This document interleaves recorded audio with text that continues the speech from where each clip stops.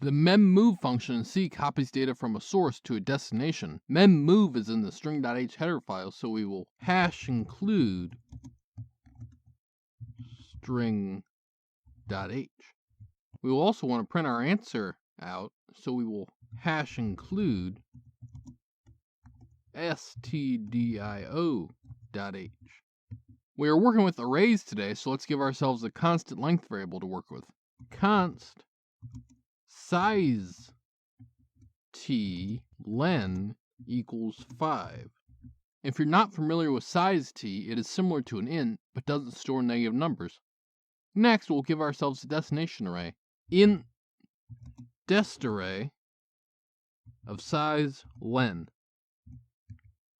After that, we'll give ourselves a source array that holds 1 through 5. So, int source array equals an array containing 1, 2, 3, 4, and 5.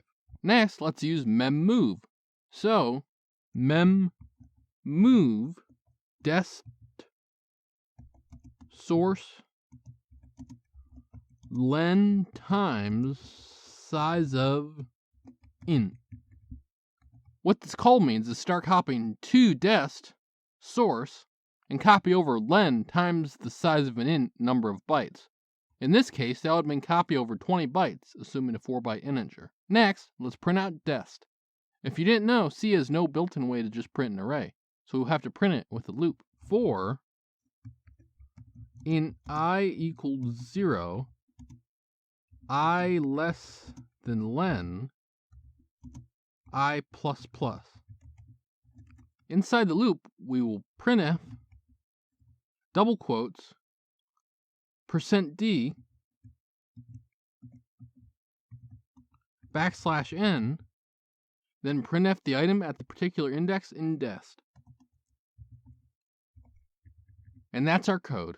If we run the code, you'll see it prints out 1 through 5, each on their own line. Now, if you know about the memcpy function that also exists, you would think that memmove sounds very familiar.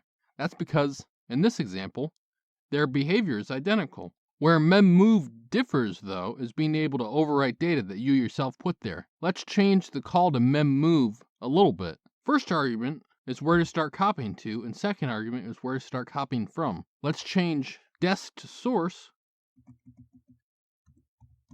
so we start copying to the first element of source. And we will start copying from the element at index 1 of source, so the second argument will be source plus 1. So we don't touch memory we don't intend, we will make the last argument len minus 1 times size of int. Let's walk through that step by step. Start at the first element and overwrite it with the second element, so the first element is now 2. Next, overwrite the second element with the third element, so the second element is now 3. So on and so forth for the rest of the array. Let's change the print to be accessing the source array. Then run our code. You'll see we printed out 2, 3, 4, 5, and 5. The memcpy function C copies data from a source to a destination. Memcpy is in the string.h header file, so we will hash include string.h. We will also want to print our answer out, so we will hash include stdio.h.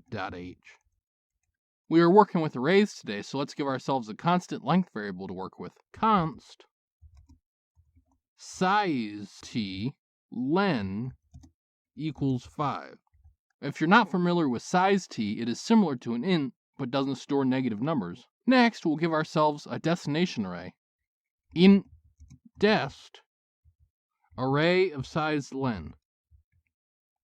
After that, we will give ourselves a source array that holds 1 through 5. So, int source array equals an array containing 1, 2, 3, 4, and 5.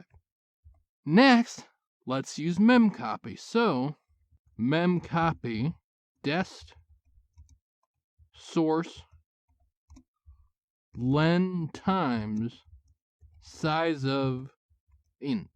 What this call means is start copying to dest, source, and copy over len times the size of an int number of bytes. In this case, that would mean copy over 20 bytes, assuming a 4-byte integer.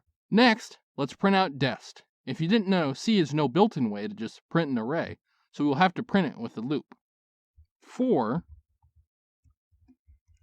int I equals 0, I less than len, I plus plus, inside the loop we will printf double quotes %d